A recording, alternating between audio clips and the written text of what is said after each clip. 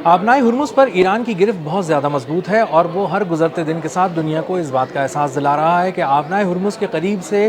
बग़ैर इजाज़त अगर उसकी कोई गुजरने की कोशिश करेगा तो वो भस्म कर दिया जाएगा, जला दिया जाएगा और डुबो दिया जाएगा खलीज फ़ारस या खलीज ओमान के पानियों में। और आज फिर ऐसा ही हुआ है। एक इंडियन कार्गो वेसल है जो अफ्रीका से आ रही थी, लाइव स्टॉक लेके आ रही थी और उसकी मंजिल थी मुत्तहदा अरब अमारात। जब वो मुत्तहदा अरब अमारात के करीब पानियों में पहुँचा तो ईरान ने, चूँकि वो बग़ैर इजाज़त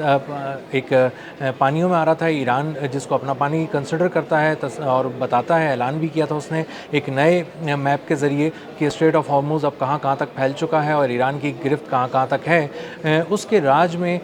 ये अगर आ रहा है और उसकी इजाज़त के बग़ैर आ रहा है तो ये एक तरह का क्राइम है और उसको ईरान से इजाज़त लेके आनी चाहिए थी। चूँकि ये इजाज़त लेके ये जहाज़ नहीं आ रहा था, इसलिए इस पर अटैक किया गया है। या तो इससे आके ड्रोन टकराया है या फिर एक कोई मिसाइल आके टकराया है। लेकिन जो भी वाक़या हुआ है, जिसकी भी तहकीक़ात जारी हैं, इस वाक़े के नतीजे में हुआ ये है कि वो जहाज़ जो लाइव स्टॉक लेके आ रहा था डूब गया है और उसमें सवार जो 14 क्रू मेंबर्स थे उनको ओमान के कोस्ट गार्ड्स ने उनकी रेस्क्यू की टीमों ने उनको बचा लिया है। एक ऐसी इमरजेंसी कॉल जो उन्होंने दी, मदद की पुकार की, तो उसके बाद ओमानी कोस्ट गार्ड्स आया और उन्होंने यहाँ डूबने वाले वेसल के 14 क्रू मेंबर्स को बचा लिया। इसी तरह का एक और वाक़या है जो मुत्तहदा अरब अमारात में फुजैरा पोर्ट के करीब हुआ है। 38 नॉटिकल माइल्स के फासले पे हुआ है और वहाँ पर एक जहाज़ पर कुछ नामालूम अफराद सवार हो गए। अचानक उसको घेरा गया, उस पर सवार हो गए और उसके बाद उसे अपनी तहवील में लेके वो अफराद ईरान की समत चले गए। कहा जा रहा है कि ये ईरान के पासदारान इनकलाब की जानिब से ये कार्रवाई हो सकती है। जिसके लोग यहाँ पर आए, उसके कमांडोज़ ने एक्शन किया और उस तिजारती जहाज़ पे वो सवार हो गए आके और उसके बाद उसे अपनी मर्ज़ी से वो ईरान की तरफ ले गए हैं। और उसकी वजह यही है कि स्ट्रेट ऑफ हॉर्मुज़ के करीब अगर आपको जाना है, गुज़रना है वहाँ से, तो आपको दो टोक अल्फाज में ये बात वाज़े करके बता दी गई है कि ईरान की इजाज़त के बगैर वहाँ से कोई जहाज़ नहीं गुज़र सकता, आबनाए हुर्मुज़ को पार नहीं कर सकता और उसे गुज़रने के लिए ईरान से एक इजाज़त लेनी होगी, बाकायदा परमिशन लेनी होगी। उसका पूरा एक तरीक़ाकार है, उसकी टोल फ़ी है जो अदा करनी पड़ेगी और उसके बाद उसको वहाँ से गुज़रने की इजाज़त मिलेगी। तमाम जो शिपिंग कंपनीज़ हैं उनको वाज़े तौर पे ये बताया गया था कि आप यहाँ पे गुज़रने से पहले अपना डाटा शेयर करें, बताएं कि किस मुल्क का जहाज़ है, किस शिपिंग कंपनी का जहाज़ है, कितने क्रू मेंबर्स हैं, उनकी डिटेल्स क्या हैं, उनके नाम क्या हैं, उनकी तफ़सीलात क्या हैं, कार्गो जो उस पर लदा हुआ है वो भी बताएं कि कौन सा इस पे सामान है जो इस पर लदा हुआ है और ये कहाँ जा रहा है, कहाँ से आ रहा है। ये तमाम तफ़सीलात जब आप दी जाएंगी तो उसके बाद आपको $20 लाख देने पड़ेंगे और उस $20 लाख टोल फ़ी अदा करने के बाद आपको एक टोकन अदा किया जाएगा। तेहरान की जानिब से एक ईमेल मौसूल होगी और उस ईमेल के ज़रिए एक टोकन आपके साथ शेयर किया जाएगा। वो टोकन या वो जो कोड होगा वो आप ईरानी पासदारान इनकलाब से जब आप शेयर करेंगे तो ईरानी पासदारान इनकलाब न सिर्फ आपको रास्ता बताएंगे कि किस रास्ते से गुज़रना है, जहाँ पर बारूदी सुरंगें नहीं बिछी हुई, जो ख़तरनाक नहीं है, जो बिल्कुल महफूज रास्ता है, बल्कि वो सिर्फ गुजारने के साथ साथ, रास्ता बताने के साथ साथ हिफाजती तहवील में लेके वहाँ से जहाज़ों को गुजारेंगे और स्ट्रेट ऑफ हॉर्मुज़ पे कोई और ऐसा मुल्क या कोई ऐसा ग्रोह या कोई ऐसे अफराद नहीं होंगे जो किसी तरह से उस तजारती जहाज़ को आँच पहुँचा सकें जो ईरान से इजाज़त लेने के बाद वहाँ से गुज़र रहा है। अब वहाँ पर अमरीकी नाका लगा हुआ है और अमरीकी नाके की औकात सिर्फ इतनी रह गई है कि जापान जैसे मुल्क ने, जो पूरी एक अरसे तक उनकी गोद में बैठा रहा, अमेरिका के गुण गाता रहा, जापान ने अपना जहाज़ क्लियर कराया है और डायरेक्ट अपनी प्राइम मिनिस्टर से फ़ोन करा के किया है और उनकी प्राइम मिनिस्टर ने जापान की फ़ोन किया है ईरान के सदर मसूद पेज़ेश्कियान को और उनसे रिक्वेस्ट की कि हमारा एक जहाज़ है जो हमसे लिंक हुआ है, हमारा कुछ सामान लेके जा रहा है, आप खलीज फ़ारस में मौजूद है, आप उसको इजाज़त दीजिए। उस पर हमारे 4 जापानीज़ क्रू मेंबर्स भी सवार हैं और इन जापानीज़ नेशनल्स को हम चाहते हैं कि ये और उनका सामान बाहिफाजत मंजिल तक पहुँच जाए, इसलिए आप हमसे ख़ुसूसी तौर पर हमें रियायत दीजिए और हमसे ताउन कीजिए और हमारे जहाज़ को वहाँ से गुजरने की इजाज़त दीजिए। जिसके बाद मसूद पेज़ेश्कियान से बातचीत के बाद ईरानी पासदारान इनकलाब ने उस जापान लिंक्ड जहाज़ जो था, वेसल तिजारती जहाज़, उसको गुजरने की, आबनाए हुर्मुज़ से गुजरने की इजाज़त दी और न सिर्फ इजाज़त दी बल्कि उनसे किसी तरह का भी टोल टैक्स वसूल नहीं किया गया। और ये एक गैर मामूली किस्म का इक़दाम है ईरान का। जापान का भी है कि उसने अमेरिका से ताल्लुकात तोड़े और अमेरिका की नाकाबंदी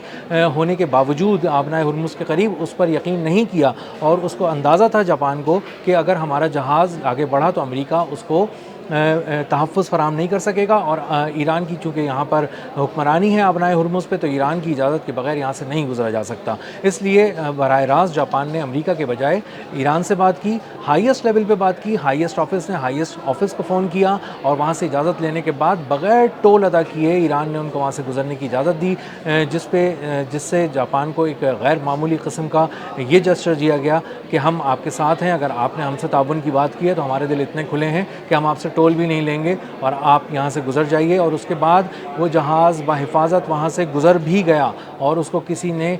छुआ भी नहीं। तो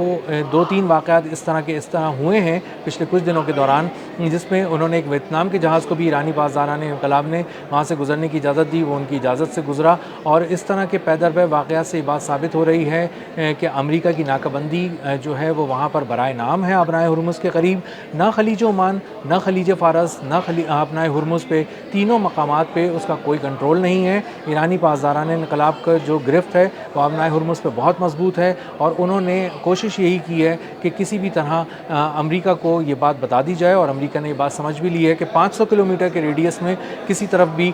उसको ईरान के करीब आपनाए हुर्मुज़ के करीब दाखिल नहीं होना। अगर वो 500 किलोमीटर के अंदर किसी जगह पर आता है तो इसका साफ मतलब ये है कि वो मौत के जाल में कदम रख रहा है। उसके जहाज़ जहाँ तैर रहे हैं वो मौत का एक जाल है जिस पे वो कुछ अरसे में मुर्दा हो जाएंगे और मुर्दा तैर रहे होंगे और उनको कोई वापस ले जाने वाला भी नहीं होगा। आपनाए हुर्मुज़ पे जहाज़ों पर हमले एक ऐसे वक्त में हो रहे हैं जब अमेरिका के सदर डोनाल्ड ट्रंप बीजिंग का दौरा कर रहे हैं और वहाँ पे ये बताने की कोशिश कर रहे हैं कि हम ईरान से जंग जीत गए हैं, हमने ईरान को घुटनों के बल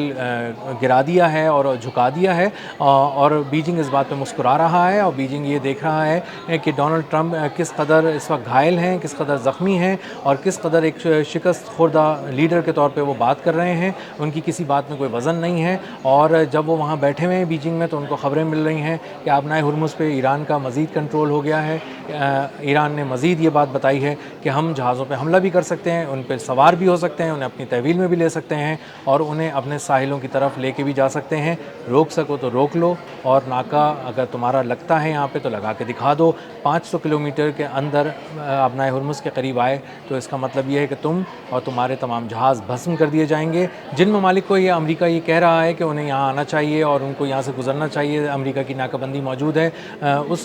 नाकाबंदी की कुल औकात ये है कि उसके जो जहाज़ हैं वो 500 किलोमीटर रेडियस के अंदर नहीं आ सकते, किसी जहाज़ को तिजारती जहाज़ को पार नहीं करा सकते और बल्कि जो उनके अपने जहाज़ हैं, जो बहरी जंगी जहाज़ हैं, वो मार खा के एक-एक करके आपनाए हुर्मुज़ के करीब से वापस जा रहे हैं और मुरम्मत करा रहे हैं, अपने ज़ख्मों की मरहम पट्टी करा रहे हैं। और ईरान ने इजारादारी अपनी कायम की हुई है,